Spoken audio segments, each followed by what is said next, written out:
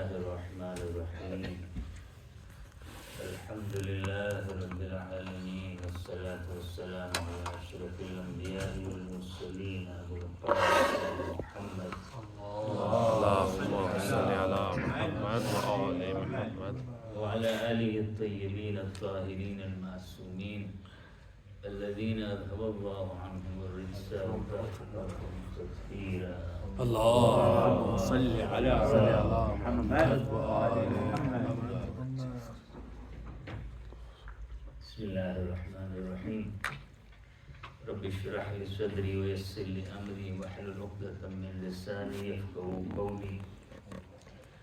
أما بعد صلى الله عليك يا مولاي يا أبا عبد الله صلى الله عليك يا ابن رسول الله روحي وجسمي وأرواح العالمين لك الفداء يا غريب ويا مظلوم كربلاء يا ليتنا كنا معك فنفوز فوزا عظيما. والسلام عليكم يا أهل العزاء والبقاء الحسين جميعا ورحمة الله وبركاته. وعليكم السلام. قال الله تعالى في قرآن المجيد بسم الله الرحمن الرحيم إنما يخشى الله من عباده العلماء. آمنا بالله صدق الله العلي العظيم. صلوات اللهم صل على محمد وآل محمد. The ayah which I have recited is just part of the verse number 28 from Surah Fajr, chapter 35, in which Allah subhanahu wa ta'ala conveys to us this message: those who fear Allah most are the knowledgeable among Allah's creation. Inshallah, today we will speak a little bit about none other than our fourth Imam, Imam Ali ibn Hussein Zainul Abidin alayhi salatu wassalam. اللهم صل على محمد وآل محمد. Since this Imam was the most erudite, it goes without saying that he had the most unshakable belief in Allah subhanahu wa ta'ala, and the one who feared him most.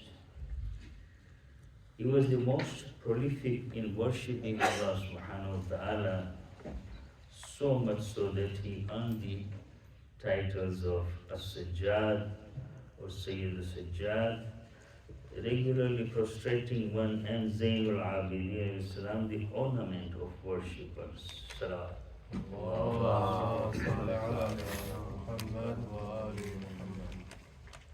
This Imam alayhi salatu wasalam, he took forward the legacy of the Imams prior to him, Imam Ali, Imam Kassam, Imam Hussein alayhi salatu wasalam, and then he taught the people the Holy Quran, the teachings of Ahlul Bayt alayhi salam.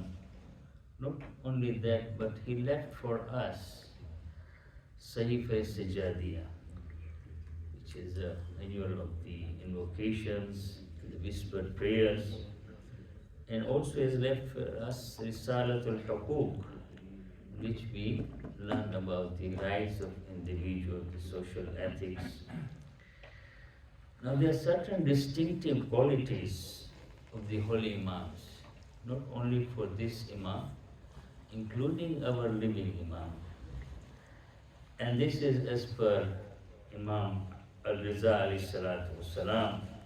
اللهم صل على محمد وآل محمد. He informs us that the Imam is utterly free of sins and pure of all faults. He is unique in his age in the sense that no one can attain his rank. It is in his time. No scholar can come within the range of his knowledge. That is for any Imam. He is unequaled in all his qualities. He possesses all virtues and worthy attributes, and he is adorned with all lofty characteristics. This is a great gift bestowed on him by Allah subhanahu wa ta'ala in his generosity. The Imams are divine guides, Allah's representatives, or Hujjatullah, we call it, every generation appointed by Allah subhanahu wa ta'ala himself. And they are most perfect human beings in their own times. In one of the sermons, which Imam Zainul Abidin alayhi salatu was salam delivered in the court of Yazid in Damascus, Syria, Imam first praised Allah subhanahu wa ta'ala and his messenger, and then he said, "O listeners, Allah has given us, we the household of the Prophet, 6 attributes or 6 things which no one else has." Then the Imam lists, the first one he says, we are blessed with special wisdom or knowledge, including ilmul ghaib, the knowledge of the unseen. And in respect to this, every verse of the Holy Quran which has got an inner and outer meaning could only be well explained by the Imam, because they are Quran Samit, the other one, and Quran Natik. Quran Natik is the real one. The second quality is Allah has made us patient, sabr. Now in this one, if you see one of the incidents, whether with this Imam or with the other Imam, when someone comes to the Imam and tries to put a blame on the Imam, that you are such and such, and how the Imam responds, he says that what you have said, if you are true in that, then I seek forgiveness of Allah subhanahu wa ta'ala. But in case, if what you have said is not true, then may Allah subhanahu wa ta'ala forgive you. So such was their patience, you see, that they would not try to blame or rather restrain themselves. The third quality which is mentioned is that we are granted generosity. They were able to reach out to every needy person as much as possible, including in the dark of the nights. The dark nights they would go out and help people. And this we also hear that when they leave this world, then people start speaking that they say that there was somebody who was coming to give us something at night, and they would not disclose. It's the time once they had passed away from the world, people realized that it was the Imam, this who was reaching out to them. Then Mulla says, we are blessed with the power of speech, eloquence in our speech. And with that power of eloquence, speech, they were able to inspire people. They were able to attract people towards them. And once the people were attracted to them, then this is how they were able to benefit them and make them spiritual, get closer to Allah subhanahu wa ta'ala. The fifth one is that they were courageous, very brave, the Imams. And in this sense, they fought injustices. If there was any injustice happening somewhere, they would reach out and they would try to fight these injustices or any atrocities which are committed. The sixth one is they were blessed with the love of the people because they were respected, they had dignity.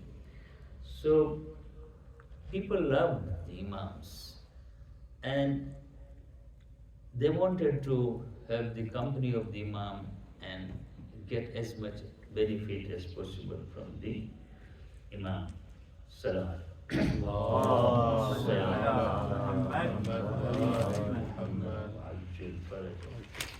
Now,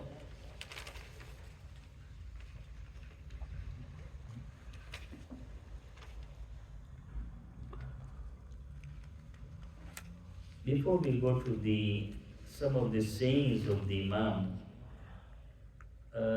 let us look at one of the saying in terms of the on the subject of dua from Uddatul Da'i Kitab book, where we are guided that the dua and afflictions, they challenge each other until the day of judgment.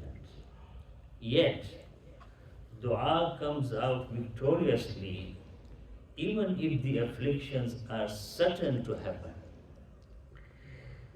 Now here, we are given the example of at times their patients were critically ill and the physicians or the doctors or the specialists, they just say that now we have given up.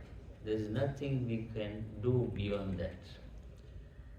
And at times they even say that he is not going to live such and such person. But the dua have override the decision of the doctors. Though they have said, and I think in these times, even the specialists, they believe that there is a certain power there which is beyond their own power. And this we have seen in different cases. I remember my own brother-in-law, Sayyid Ali Raza Naqvi. At one time, he was very critical in Makkah, and Dr. Walji had called me. He said that you better prepare. He is not going to survive because most of his organs had collapsed. But it was the prayers of his mother, Sayyidani, and prayers throughout the world, Alhamdulillah. And it was like that if he comes back, then he might have lost his mental capacity. But today I think he's much better than what he was before. I can vouch for it. He's my brother-in-law.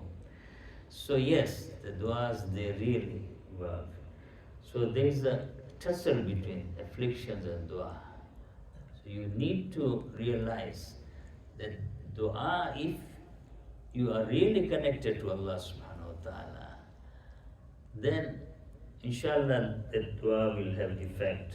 The dua removes both the present affliction and that which will come down later.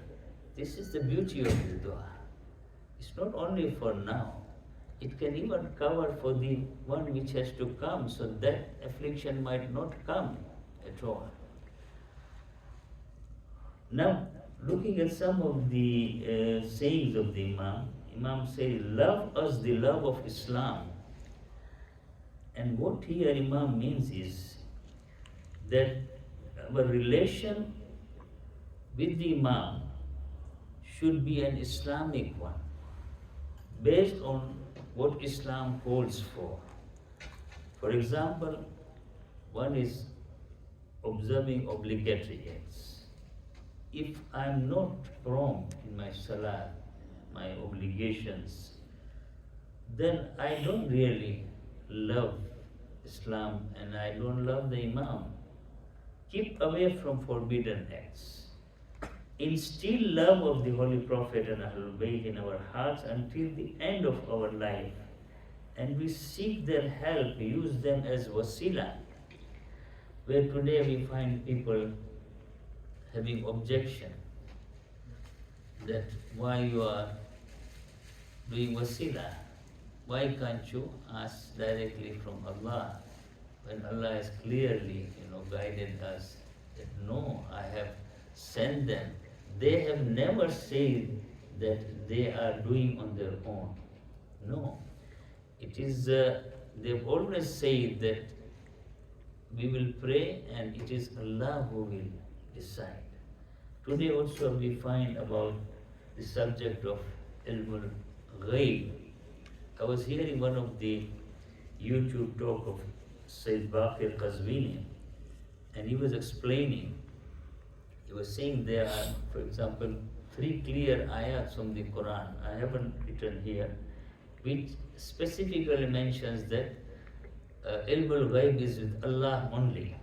But then he says there are other ayats in which Allah subhanahu wa ta'ala says that yes, He grants, He gives this power to whom He wishes, ilmul ghaib. So ilmul ghaib is not only restricted to Allah subhanahu wa ta'ala, and those who have been given, they have clearly said that we are nothing on our own. Yes, it is because of Allah subhanahu wa ta'ala. He grants us that, that's why we are able to exercise our ilmul ghaib. And above all, at all times, this is, Imam says, seek pleasure of Allah subhanahu wa ta'ala in whatever you think, you say or you do, any action. Bear in mind and remind yourself that this pleasure of Allah subhanahu wa ta'ala must be there in this one. And our action should agree to what we say, and what we say should agree to what we have in our mind and in our hearts. Salawat.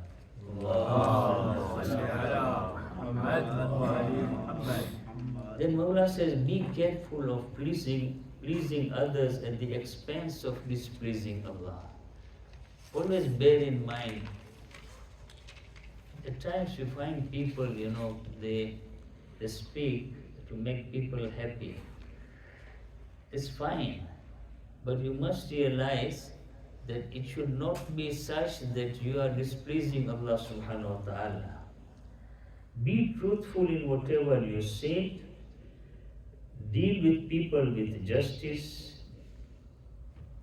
God is more pleased with one among you who makes more available for his family.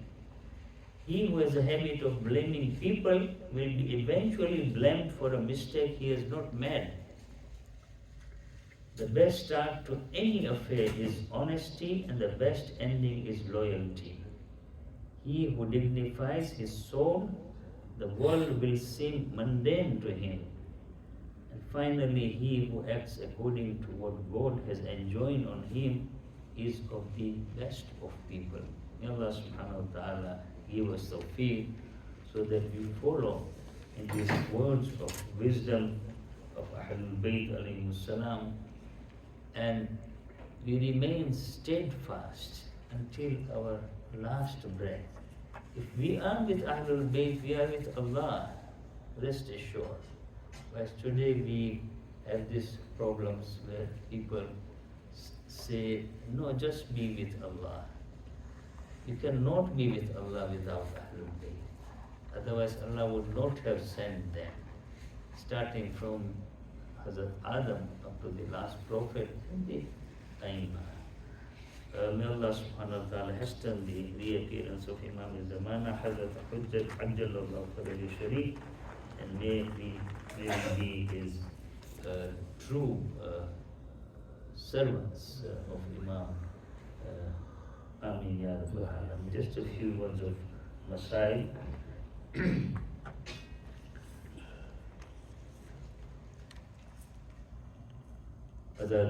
Saying, as we know,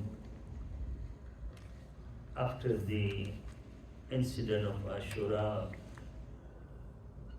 Imam Zainul Abidin alayhi salam and the women and children were taken as captives from Karbala to Kufa and to Sham.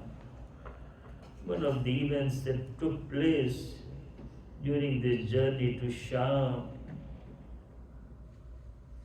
Yazid's men were in hurry to get to Sham to claim the promised prize from Yazid for killing Imam Hussein alayhi salam and bringing his head and his family to him. Therefore, the camels were driven as fast as possible.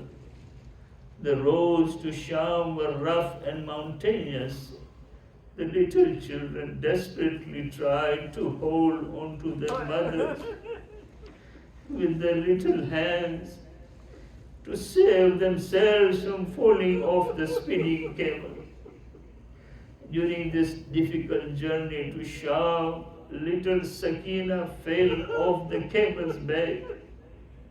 Her aunt Zainab, riding on the camel next to her, saw little Sakina, the darling daughter of her brother Hussein, falling off the camel. She had promised her brother to look after Sakina.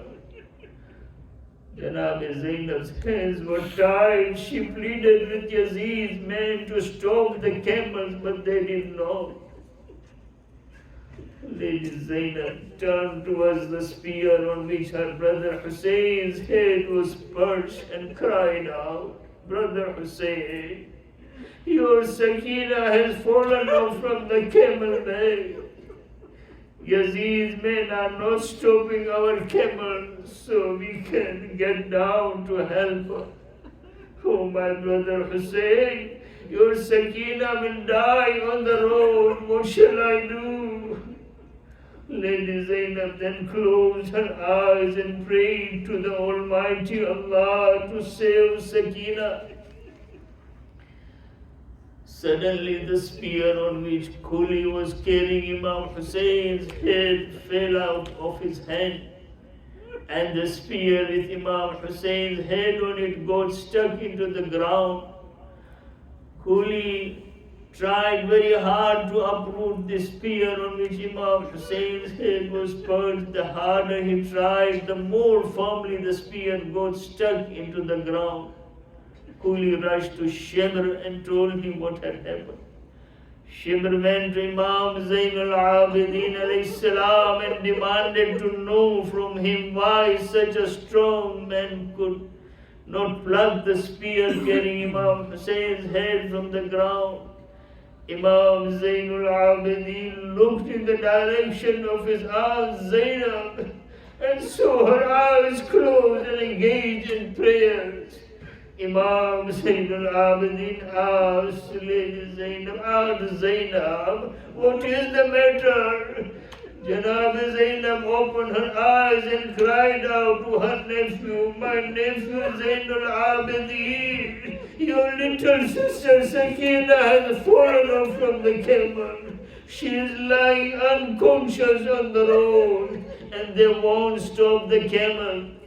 Shimr heard what Zainab said. He immediately ran back. He saw Sakina lying unconscious on the lap of a lady in full black hijab and lovingly cared for by this lady. She asked, "Who is this lady?" It was none other than Lady Fatima, the mother of Imam Hussein alayhi salam. Many historians have written that the lady in a black hijab was always there wherever Imam Hussein's family went. She was following them from Karbala till they returned back to Medina.